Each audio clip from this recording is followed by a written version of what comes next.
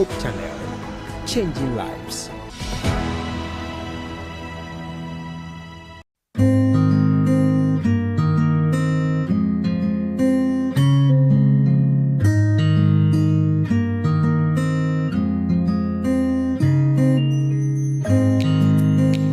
Hello, lovely viewers.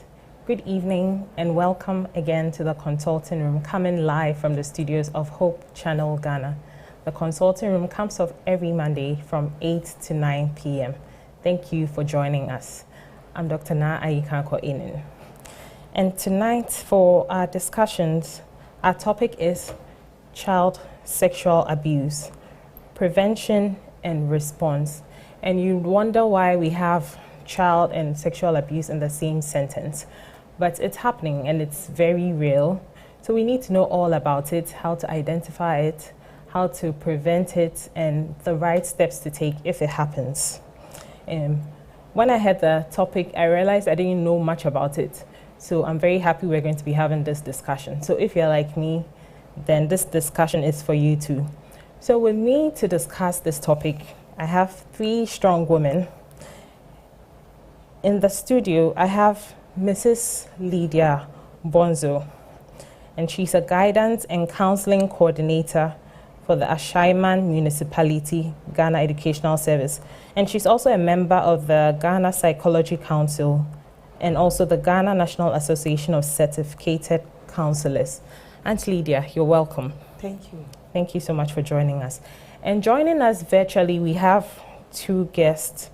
We have Dr. Gloria Amponsa-Kodia, who is a pediatrician. She's not new to us. She's been joining the show a lot, so I'm sure we're all very familiar with her. Dr. Amponsa-Kodia, you're welcome. And then also we have Madam Gloria Kankam, and she's the coordinator for the Girls Empowerment Program, and she's also part of the Women in Law and Development in Africa, WILDAF Ghana. Auntie Gloria, you're very welcome too.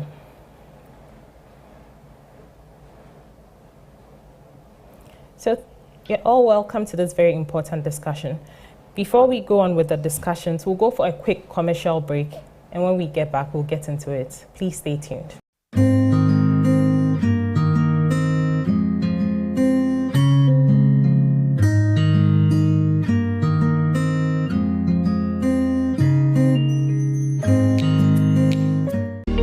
Superwoman, as I saw on my TV screen, is now this time around is going to be exciting,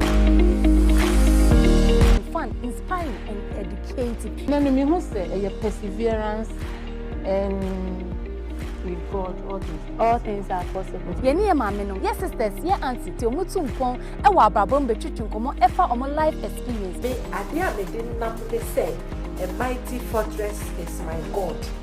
What will them after me? How is it? Yeah, about to me,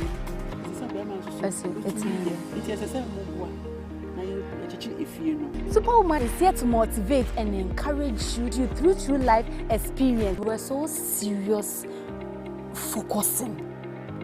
And then yes, sir. Monji Makunda, Namon coming near for this new season, emblem Superwoman, women supporting women.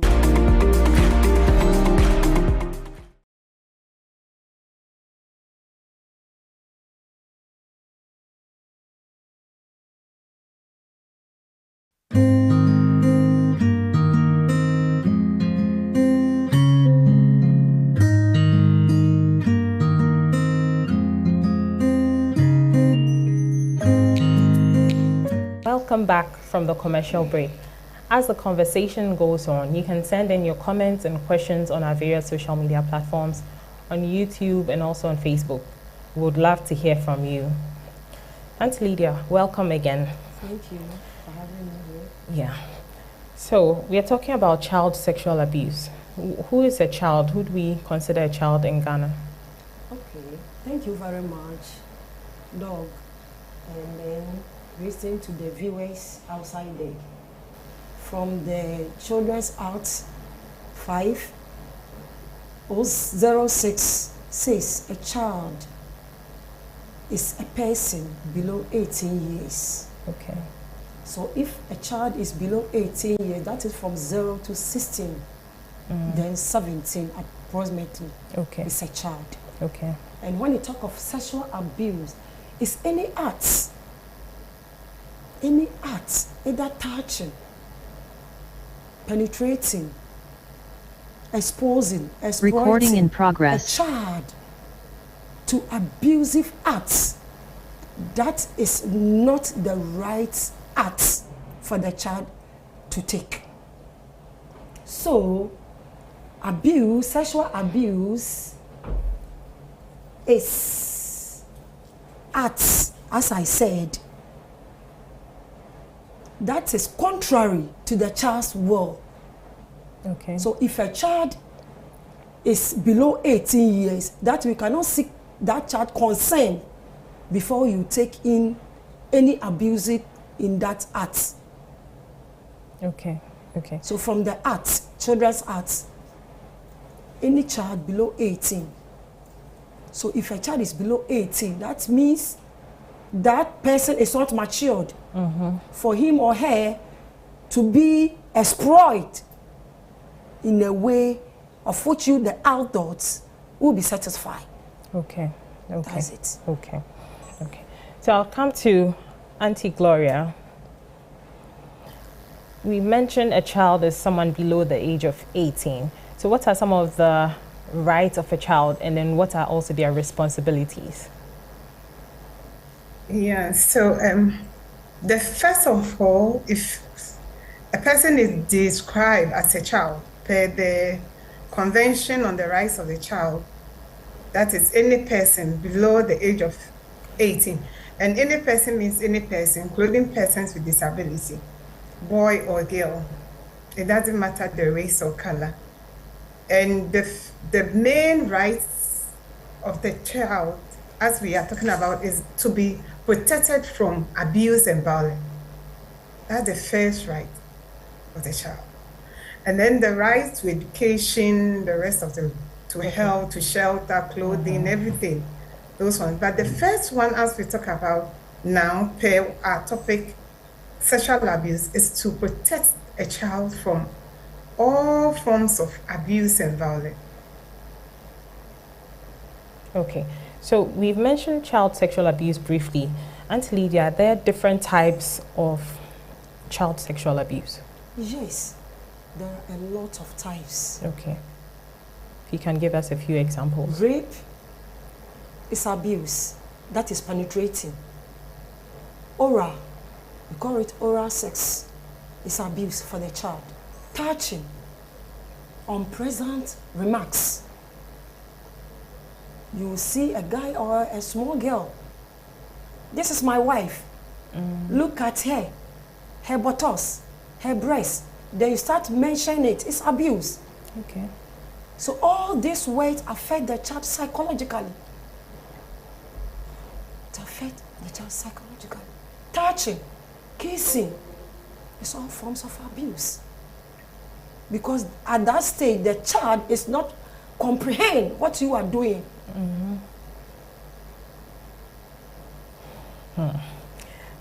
I hope my viewers are listening. Dr. Amponsah-Kodia, so children are at risk generally because they are vulnerable, but are there any particular children who are at risk of being sexually abused? Yes, good evening to your viewers. Yeah. I'm glad you mentioned that children are at risk. So generally, every child is at risk of being sexually abused. Yeah. However, there are some who are at an increased risk of being sexually abused. And one category of such children will be children with disabilities or developmental delay. So if you have a child who is not walking, then even the ability to run away from a perpetrator is an issue. If you have a child who has a disability, in a way they may feel vulnerable. They may feel as though, they may have low self-esteem. And so if anybody gives them some comforts, they may actually tend to draw closer to that person. And if that person happens to be a perpetrator, that person can sexually abuse such children. So children with disabilities, children with developmental delay or intellectual impairment, so people or children whose development is not what you expect them to have at that particular age. So they may not be matured enough mentally to make certain decisions. There are children who may not even be speaking. So if something is going on and it's inappropriate, they may not be able to tell you. So children with developmental delay, children with intellectual impairment, children with disabilities are at an increased risk of having or being sexually abused. Then again, children in an environment that is not very conducive. And when I say conducive, I'm talking about an environment that may be stressful. So if parents are always fighting, the child may want an escape, and that may land the child in another person's house who may be a perpetrator. Or the child may want to just hide in a small corner, be in his or her room, and may find solace in social media or things on the internet.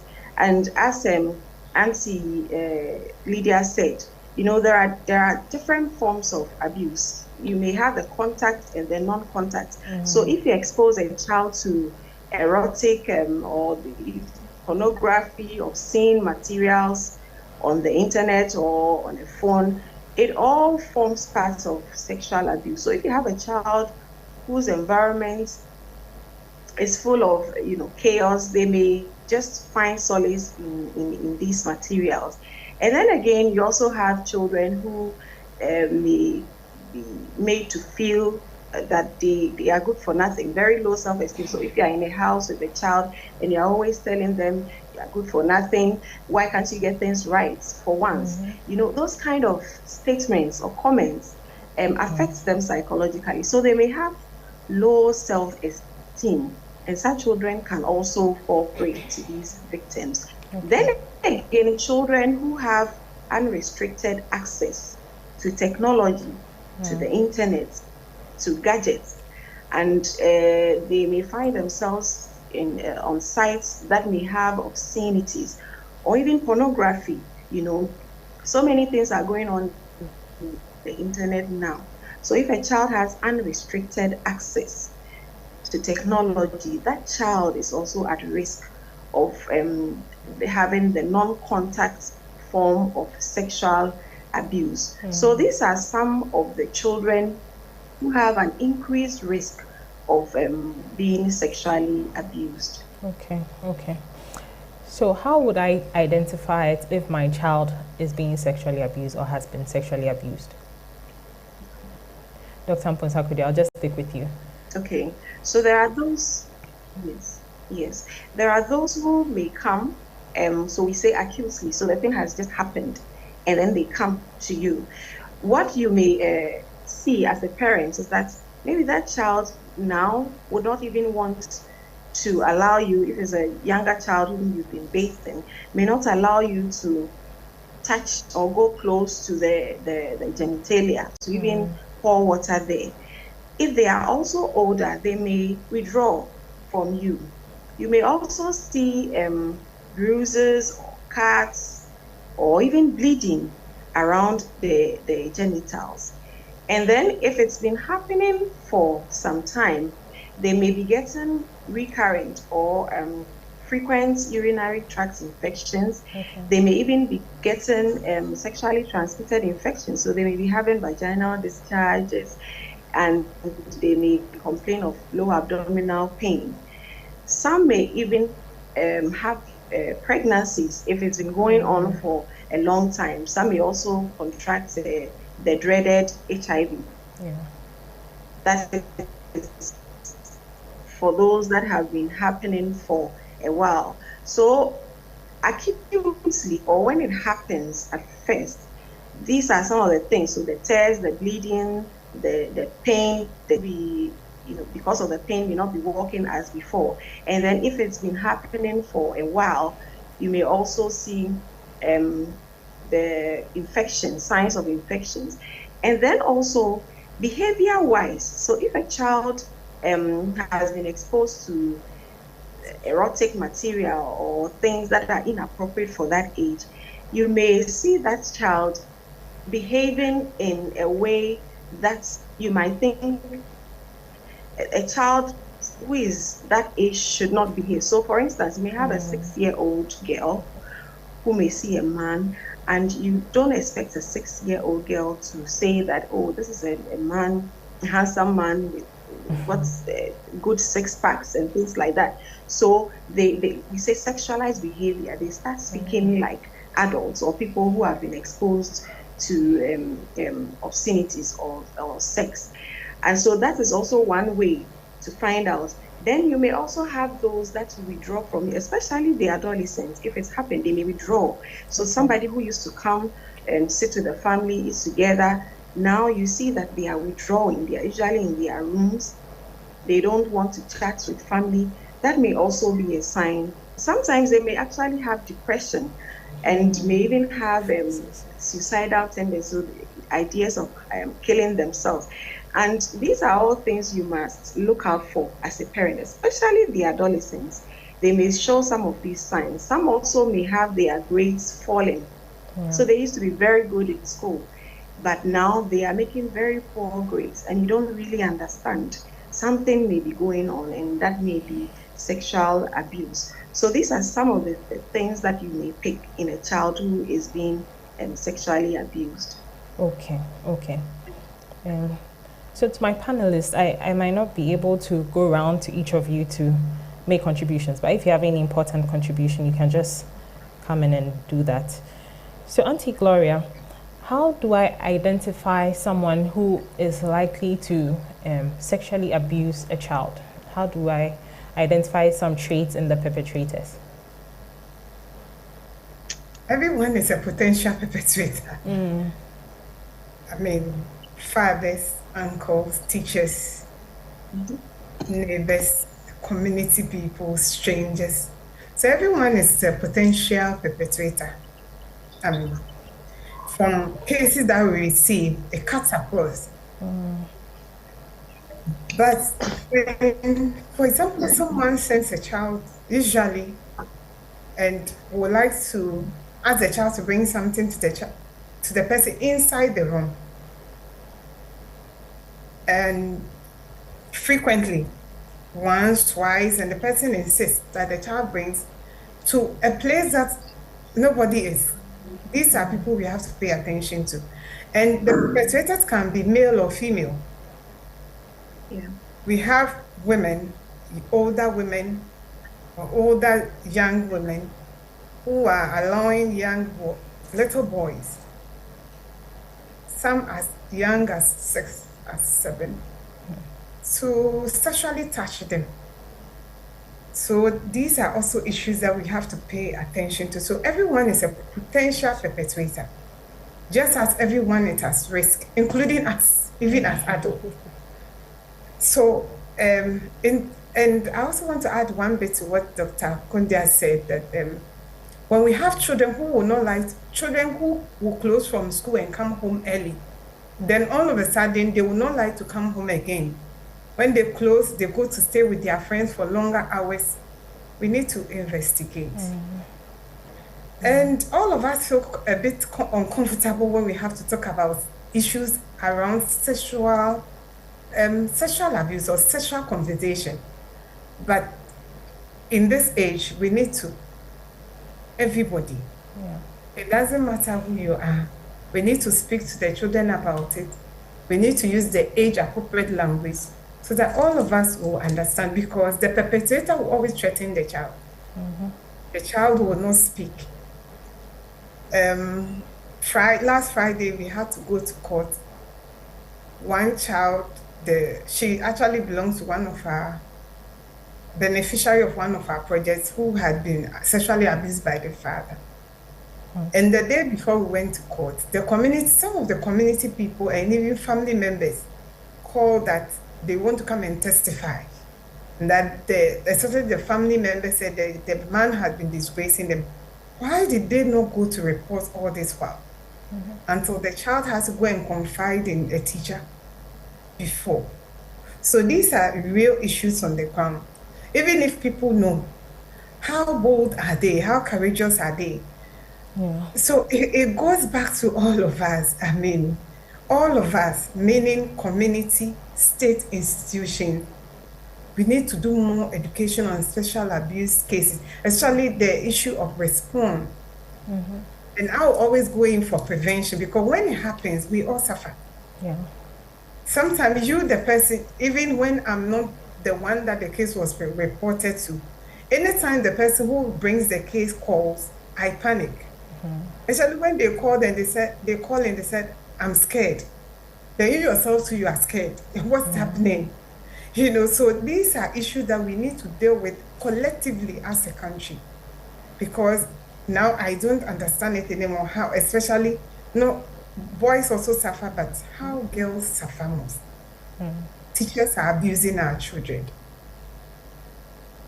One organization, Girls Excellence Movement, you can check on their social media page. They did a study on sexual abuse among girls, and the title is Sheltered Yet Exposed. And you feel like crying. And for us who receive the cases every day, sometimes you can't understand, and you feel like, so what is wrong? What is wrong with society? Because it cuts across. The elites are abusing their children sexually. Sometimes 3 girls in a row, 1 father. Teachers are doing that. Schoolmates are doing that to their mates. And then you sit back and you wonder, so what is going on? What did we not do? The what did we not do is education. Because for me, I think that we need to do the education and let the child understand and take responsibility. Like the Bible will give us, God gave us good and bad. Choose. Whichever one that you choose, you are responsible. But if we keep hiding and pretending it doesn't happen, it's happening. I want to add the issue that we all want to talk about, LGBTQ, I+, and the rest of them. Who are the people bringing these to us? It is us, society. We do that to little children. They grow into it. They become like that. And the society again turns around and says, we have values. Where are the values? If we have them, we'll put people in such position. So we should not pretend these things are not happening. They are happening. The earlier we start educating and get knowledge, because if you have knowledge, you will not perish. If we have knowledge and we know the effect and the dangers, we will not go there. People commit suicide and sometimes said, oh, nothing was happening to the person. A lot was happening. Even if the person comes to tell you, you will not even believe, because we always don't believe them. There's a case that we are handling now. If I tell you where the person is working, a man, sexually abusing the stepchild, and the wife goes to see him on the child. And when we had even taken the case to the police and all that, the lady took the man to the family house, and then they blamed the child and said, we are Kolaboni. I didn't know one. But why would 12-year-old challenge an adult, a 39-year-old man, who is working at a place who should know even better than anybody else in our country? So these are real issues on the ground, and education. And I thank Hope TV for this conversation. I wish it could be every day and in other languages, so that we all get to understand. And for us who are here and for our listeners, wherever we find ourselves, we need to speak about it. Our children are suffering in silence. Okay. Thank you. Thank you so much. Dr. Amponsah-Kodia, how can we help these children? We can see they are going through a lot. In terms of medical care, how can we help a child who has been or is being sexually abused?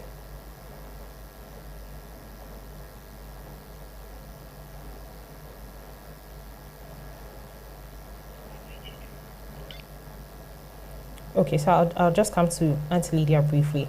In terms of So social... she's a mix, yeah. Yes, Okay. yes. Can you hear me now? Yes, I can hear you now. Sorry, I think someone muted me from the studios. And okay. yeah, so I was saying that when they come to the consulting room, it's very important to make them feel comfortable, to make them feel that they can trust you. Because you see, already they are coming with some trust issues, and they may be scared. Even getting their parents, getting them to go and report to somebody took a lot of effort. So when they come, we try to make them comfortable. We try to let them know that it wasn't their fault. And it's a good thing that they actually told somebody. Then again, in terms of medical care, we have to test for some diseases, so sexually transmitted diseases, including HIV, hepatitis B, and all that. And then also we help them with the protection or prevention of HIV and then other gonorrhea STIs, other STIs. So we give them medication to protect them from that if they don't already have it, and then also give them something to treat the infection if they already have it. We also do pregnancy tests for them. We do HIV tests, hepatitis B tests, and all that. And then we, sometimes the damage is so bad that you may even have to involve somebody who is into reconstructive surgery. Sometimes it's not just a cut, it's not just bruises or bleeding, minor bleeding here. And sometimes it's just the whole, if it's a boy, and it happens in boys too, and who has been sodomized, you may find a very bad cuts in the anus. And then sometimes for the girls too, you may have very, very, very bad injuries. So you may need to involve somebody who is skilled in reconstructive surgery. And then again, it's very important that we get them a psychologist or a counselor, because these have long-term effects psychologically. So it's very important that you get them a counselor, and you must be counseled and even know how to handle the child from that time onwards, and also know how to prevent such abuses from happening again. And of course, you need to, as a health worker, also involve the appropriate bodies, law, the police, to also take the matter up legally. So these are some of the things that we do for such children who come to the consulting room. And it's quite common, those who come to the consulting room, the cases we see may just be a tip of the iceberg, A lot of them are not reporting. So it's not uncommon, and it's good that we are talking about it. As for the education, we can never have enough of it. It's happening, and we need to talk about it. Okay. So just two quick follow-up questions to Dr. Amponsah-Codea. There are definitely cost implications to them showing up to the consulting room. Who covers that cost? So there are some tests that insurance would cover. The National Health Insurance would cover. Some medication that the National Health Insurance would cover. Unfortunately, if it goes beyond that, then immediately you'd have to get the social welfare involved so that they can help with the costs until the legal processes are done with and the perpetrator is made to bear the cost, or the state takes full charge of the case. So sometimes the finances also can be a problem. In the hospital, there are times that the health workers would have to contribute or to beg. Pediatricians, we are always begging. It's like we are you have to go to the lab and explain things to them, sometimes get medication for people for free and all that. So the cost is a challenge. However, the good news is that some of them are covered by insurance. Okay. And the ones that are not covered by insurance, to the hospital or the social welfare sometimes help out. Okay. So my second question to you is it the responsibility of the health caregiver to bring in the police? So this is a question I asked a lawyer friend of mine some time ago.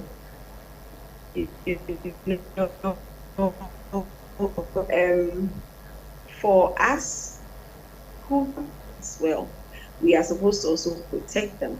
So there are times that if a parent is even refusing treatment, you have to insist, and sometimes you have to get the right people to come in and make sure things are done well for the child. So in this case, the health worker needs to let the police know. However, how you go about it is also very important. You know, you are supposed to let the police know, but it's important that you talk to the parents or the guardians so that you all agree.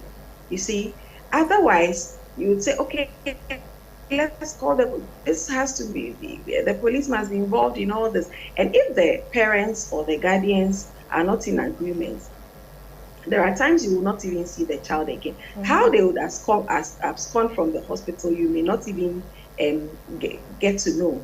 So it's important, yes, you, the health worker, you have a responsibility to involve the police, but we have to do it in such a way that the guardians are also in agreement. Sometimes it can be challenging, especially when they insist, oh, this is a family member and we don't want it to get to, you know, the stigma. Everybody will know our daughter has been raped, our son has been sodomized or abused and all that.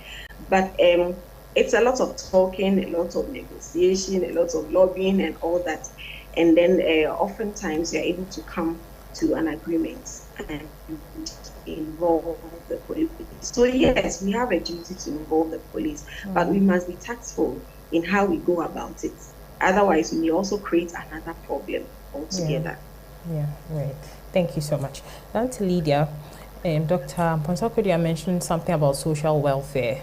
How else does the social welfare help children who have been sexually abused? Thank you for the question. When certain issues are being brought to the schools, we being the counselors, we take them, assess through the psychological status of the child. Then we refer to the social welfare. Why should it be so? Because they are in the community. Okay. They will go to where the child is. Then they will go and do social consensus on those who are living with the child. Is that child being catered for? Who is responsible for the child's needs? So from there, is that they will forward it to the hospital. Okay. For medication to be added to. So from the social welfare, it's just like in the police station, because a forms will be given to the client or the assault or the victim to be taken to the hospital for proper examination and medication. So from the social welfare, it is very, very important for them to take the assault person into the next level. We know they deal with abusive cases, violence cases in the society. So if a case is being given to them, they have the upper hand to take the matter up and delve much into it, put the child into the right place. If the needs arise, they can also take the child from the mother. Okay. When the parents are not well-to-do to cater for, in the Children's Act, she stated that a child shouldn't be taken from the parents. A child shouldn't be taken from the parents. That means a child needs to be brought out by the parents. Unless otherwise there is something that is going to hurt the child or there is harm for the child. So all these things are being done by the social welfare. They are there for the welfare, the well-being of the child. Yeah. Okay, thank you so much. So I'll come to Auntie Gloria briefly. What legal implications are there for a child who has been sexually abused? First of all, I just want to say that anything sexual abuse is a criminal case in this country. Okay. We cannot compromise of not involving the police. No. What we need to do is protect the image of that child. Image means photos, names, not using the right name, not using the right district. For example, if you know a case in a particular district, you don't mention the name of the district at all, or the school, or the community. And sometimes the name of the parent. That way you are protecting the image of that child. But anything sexual abuse is a criminal case in this country. From the criminal code to the DV Act, to the Domestic Violence Act, to the Children's Act. They are all criminal cases. So we cannot compromise in terms of protecting a family. No, because once the perpetrator gets away with it, he's going to do with, or he or she is going to do to other children. And we don't want to complicate the issues. So it's a criminal case. The police has to come in.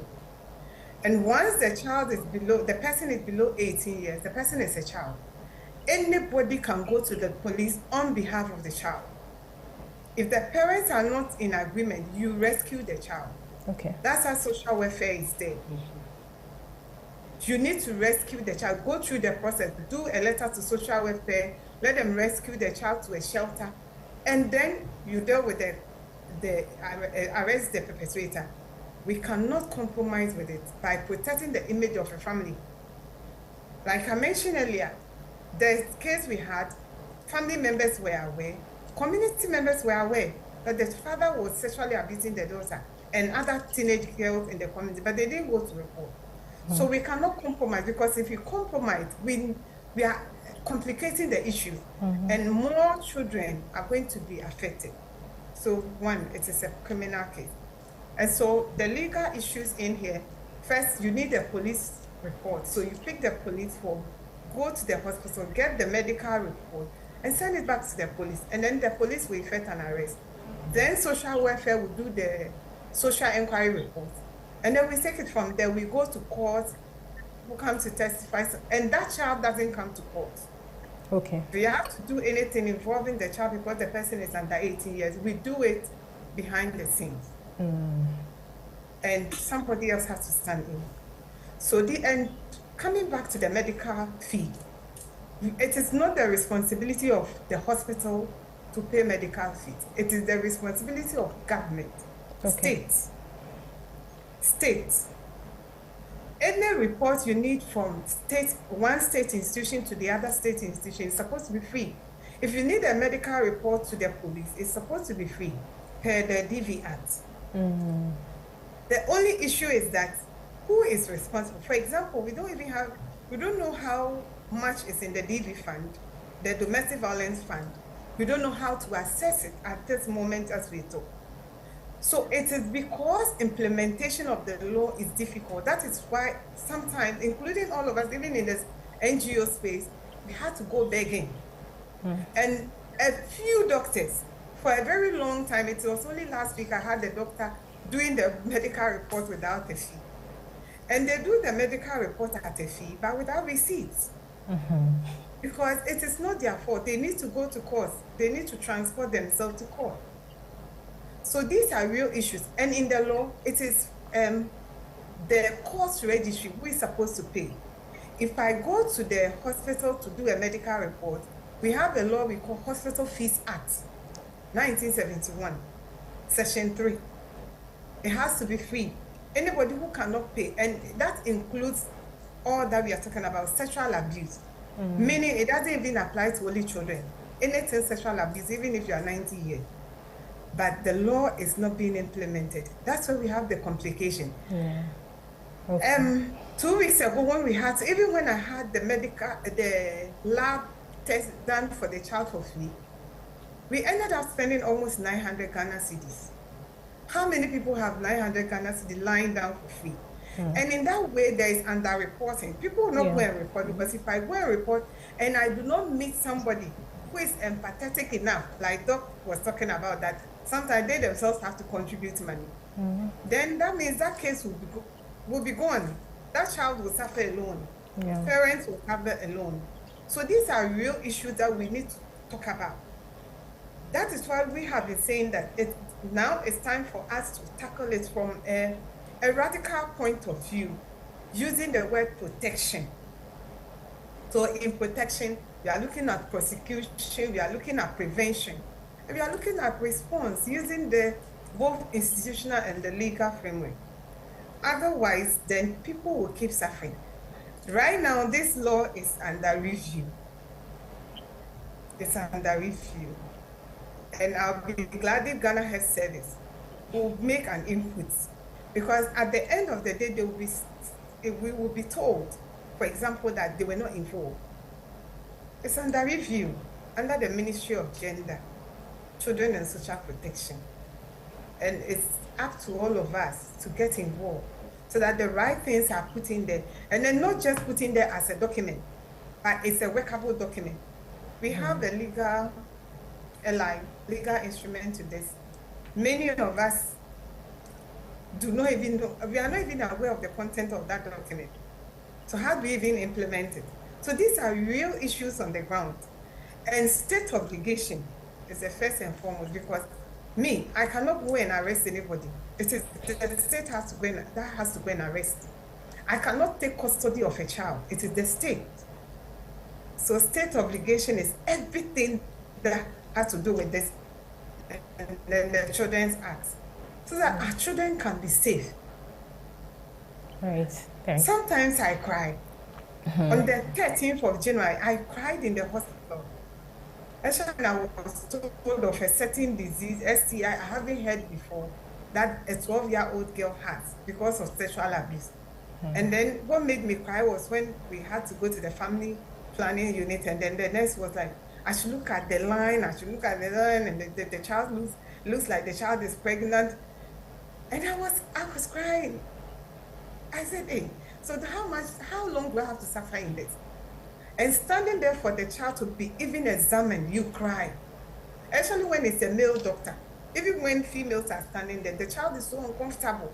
There was one that we had to go to the maternity block to do that because the child was so uncomfortable. She was crying excessively, and you need to go and find females to do that examination. So these are real issues on the ground, and it shouldn't happen to any child or to anybody at all in this in society. Yeah, thank you so much. So we'll go for a quick commercial break, and when we get back, we'll continue with our discussions. Please stay tuned.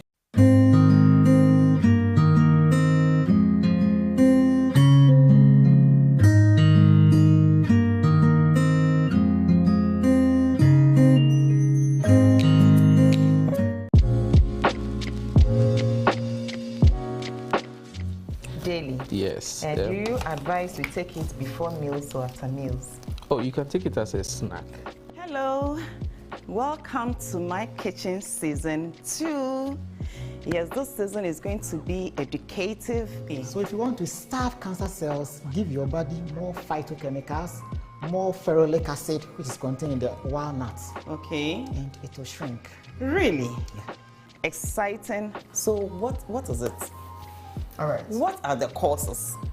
The reason Why are we having 2 minutes and 5 minutes men?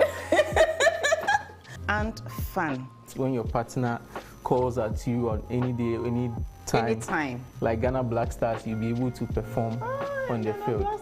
So we bring to you new recipes and healthy way to plan your diet. This is Welcome to My Kitchen, and my name is Baba Hama.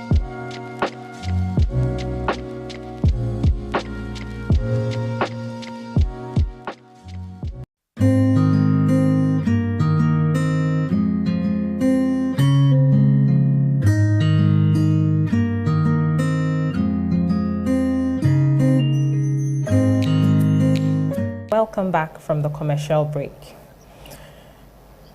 So there are real issues we need to talk about, and we are happy that we have the right people with us to discuss these issues with us.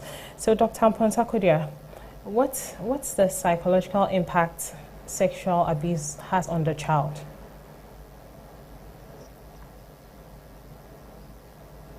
Okay, so there are quite a number, and before I touch on that, when Auntie Gloria was talking about the laws, I was just smiling. Ghana, we have a lot of nice laws, beautiful laws. But when it comes to now, the reality, things are different, and it's tough. Sometimes the social welfare, you call them, they themselves do not even have the money. Where are they going to keep this child? The issues are many, and for us, we try to be as tactful as possible, and then do what is in the best interest of the child. That's our hallmark. What we always try to do, the best interest of the child. Now, talking about the psychological effects, the long-term psychological effects, a child who has been sexually abused can have what we call post-traumatic stress disorder. It's a big term, but all it means is that now that the child has gone through that traumatic experience, anytime the child sees or comes into contact with anything that slightly resembles what they've gone through, then it's like the thing flashing through their system all over again. So you may have children who grow up and are unable to even have spouses or marry. Or if they marry, because society will put pressure on them to marry, they marry and they are not even allowing their husbands to go close to them, or they will not even go close to their wives because of that abuse they had. So we have all these post-traumatic stress disorders going on, trust issues. If a child has been abused, then even getting them to trust people can be an issue.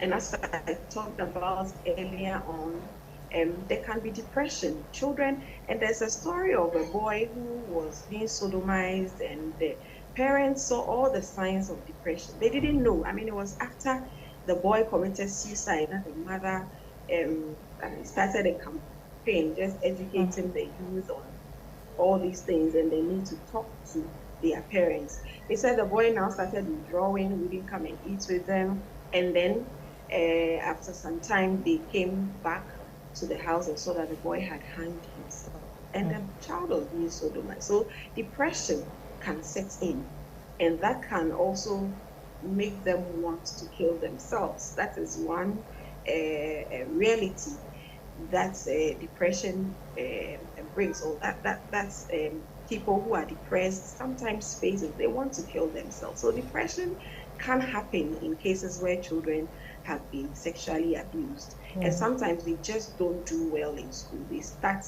not doing well in school. Their grades start falling and all that. So these are some of the long-term effects that sexual abuse can bring. Okay, thank you so much. And Lydia, so some families will say, let's just settle this at home. What do you have to say about that? Very good. That is ignorance. And the Bible says, ignorance, because of ignorance or lack of knowledge, my people perish.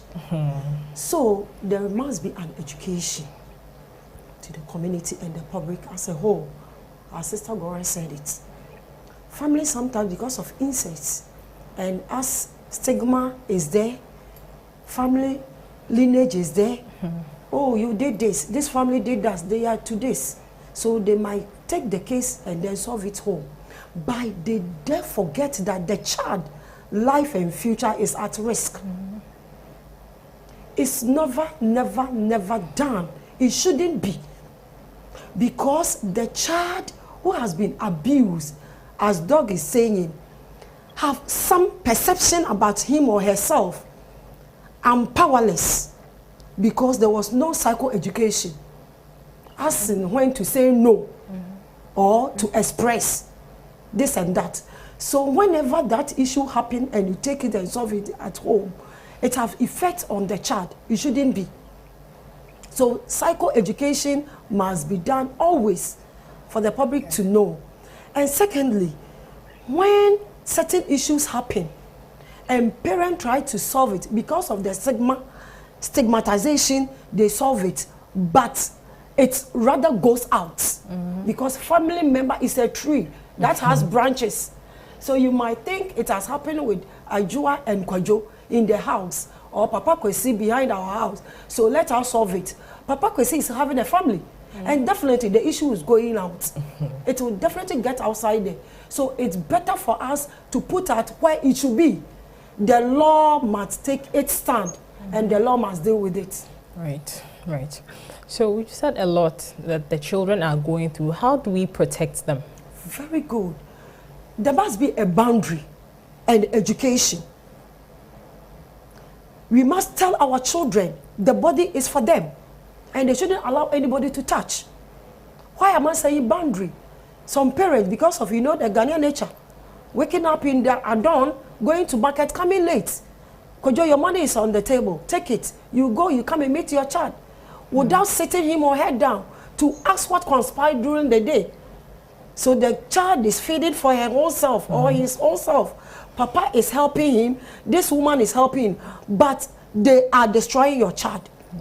So boundaries must be set.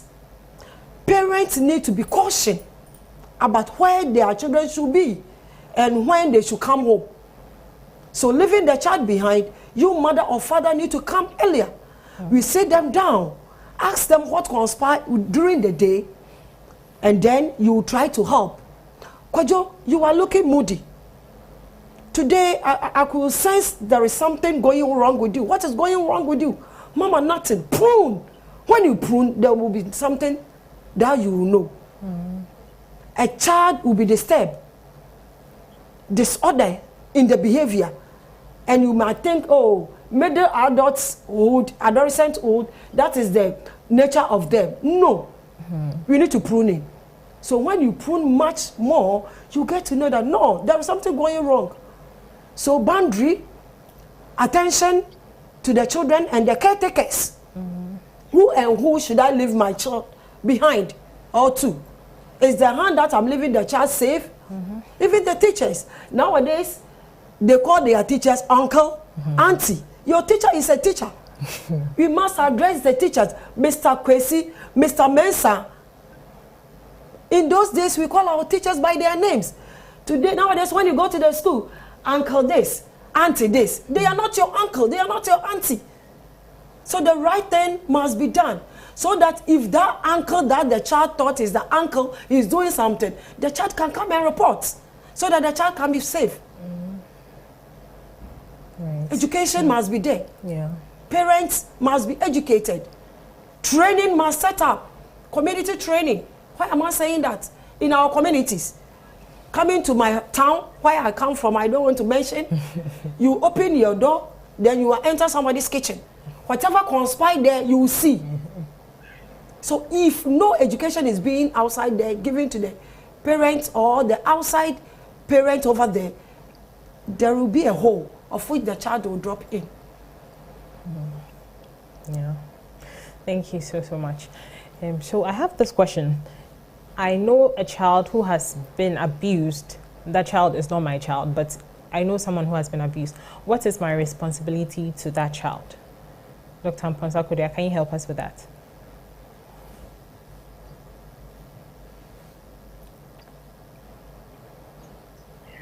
Okay. So, first, a doctor or a counselor, and then together we'll see how we can help the child. Sometimes it's important to speak to a counselor or a doctor first before going to the police, so that we both think of how best to handle the situation. Ultimately, it will get to the police, yes. But if you speak to a counselor, then we would find out how maybe we can interview the child separately, or we'll find out how the home setting is, who the guardians are, and how we can approach the subject. So involving the guardians, talking to them, and then finally getting the child to a place of help. That is the hospital, where you get medical help and then psychological help. And then ultimately get the police involved so that they pick the perpetrator, and then justice hopefully will be served. So it's important that you talk to a counselor or medical personnel that you trust. If you go straight to the parents, things may, worsen, because for all you know, the parent or one of the mother or the father may be aware, or both of them may be aware of what is going on. And if they realize that somebody else is aware, the next thing you know, they are not in the area again. You will not find them. And these things happen. That's why I keep saying that we must be very tactful in how we deal with these issues. So if you speak to the social welfare person or counselor or somebody who handles children, a pediatrician or a pediatric nurse specialist, then we can look at how best to help that child in terms of getting medical care, in terms of getting the police involved so that we catch the perpetrator, and then even counseling the guardians, that is, if they are not the perpetrators. So it's important that you talk to somebody or people like that, and they will take it from there. Okay. So unfortunately, we're running out of time. I wish we had more time to talk about more things. But before I take your final comments, I'll just read a comment someone sent in. I think since there are so many sociopath adults in town, parents should be careful to protect their children by dressing them appropriately, as children should dress, especially for the girl child. So I'll quickly take your final comment. I'll start with Auntie Lydia. Thank you very much. The comment the person has just brought is safeguarding. Okay. It's safeguarding. That is, you are protecting the child in the environment of which the child is living for harm. You are protecting him from harm. So if you dress your child anyhow from day 2, or year 2, year 3, year 4, seeing a female, a girl walking with their parent outside, when you look at the dress the child is wearing, definitely this child will grow up, will put on this to entice men. And men, when the eye sees it, their taste will just arise. Then they'll go for taste. So the dress is very important. And what doctor said for counseling is very, very important in life. We all need counseling. So as a parent or as a stakeholder, counseling, we must be advocating for counseling. So whatever that you go through, when you go to the process of the counseling, at the end, you will see yourself, you are a well-to-do person. Because you may blame yourself. It's my fault. It's my fault. Why? I'm worthless. I have been raped. I'm worthless. No, you can pull yourself together and do something. But this thing can be done through counseling. So when you take in through the process of the counseling, the person will come out. So I will urge those who are listening, our viewers, our listeners, that they should take counseling as a key in life. Going to hospital, taking medication. Yeah, the doctors, they do counsel us. Take this 3BD, 2BD, QRS, this and that. The attempts, it's all forms of counseling. So when you go through it emotionally, you will be well. Psychologically, physically, even spiritually, counseling will help you to be well to do in life. Thank you so much. I'll come to Dr. Amponsah Kodia. Your final words.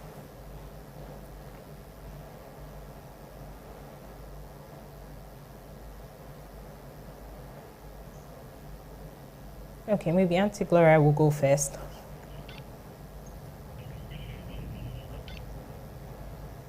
Yeah, hello. So, sorry, Nad. I just want to add up that children, babies, 2-year-olds, 1-year-olds are sexually abused. That has nothing to do with the clothing. Perpetrators will always be perpetrated, but the most important thing is for all of us to educate ourselves. The police is still using the criminal code. So in that way, they pay attention to the perpetrator. But if we use the Domestic Violence Act, we pay attention first to the survivor, then the perpetrator, and then both go hand in hand. Counselors, psychologists are at the social welfare department in every district. DOFSU has psychologists in some of the places. If they do not have, they can direct you to the immediate or the closest place to your community. So we should take advantage of these. And when we go to the adolescent corners in the hospitals, in public hospitals, polyclinics, we have counselors there. And all of us have to take advantage of it. It doesn't matter. And on this note, I just want to say that education must go on. The little we know, we should move with it. And child safeguarding should be of paramount to everybody, so that we can all live in peace and in safety. Thank you. Thank you so much. Dr. Amponsah-Kodia, your final words, please. Okay, so I'll say that rapport between parents or guardians and their children, very, very important. Okay, if you have a good relationship with them, then they can come to you and tell you everything that is happening. And then you can also easily communicate with them. So let's build that relationship. Let's be friends with our children. Yes, we must have boundaries and all that, but we should make them our friends so that they can easily come and tell us whatever is going on in their lives. And then also start teaching them early. Talk about education and all that. Sex education, it's not easy to talk to your children about private parts and all that, what happens to you when you're growing and all that. But it's something we have to do. And the best time to do it is now. Age-appropriate sex education for children. Very, very important. Thank you, Nan. Thank you so much. Thank you so much to all my panelists. It's been great having you. Thank you for educating us. And as we say, education is so important, and you've done exactly that. You've helped us to know that there are ways to protect our children from sexual abuse. And if it happens, there's always help available. We shouldn't just sit back at home and think everything will be fine. The children need us to protect them. Thank you all so much. And just a quick announcement before we leave. And this is to inform all of us that the funeral of Elder Dr. Aboasu Amponsah-Kodia comes up on the 2nd of March at Ejisu. And he was the CEO of Aspi Pharmaceuticals Company Limited at Ejisu. And also he's the father of Dr. Gloria Amponsah-Kodia. So let's take note of this, the 2nd of March. And our condolences to Dr. Amponsah-Kodia as well. Yeah. Oh, thank you. You would have more experiences. Tomorrow will be 13 years my father passed, but today I'm feeling some way. I've just been thinking about it the whole day. Like 13 years ago today, my father was alive, but it's gone. Our condolences. Yeah. So again, thank you all so much for joining us. And we hope to see you again next week, Monday. Please have a good night. Thank you so much for joining us.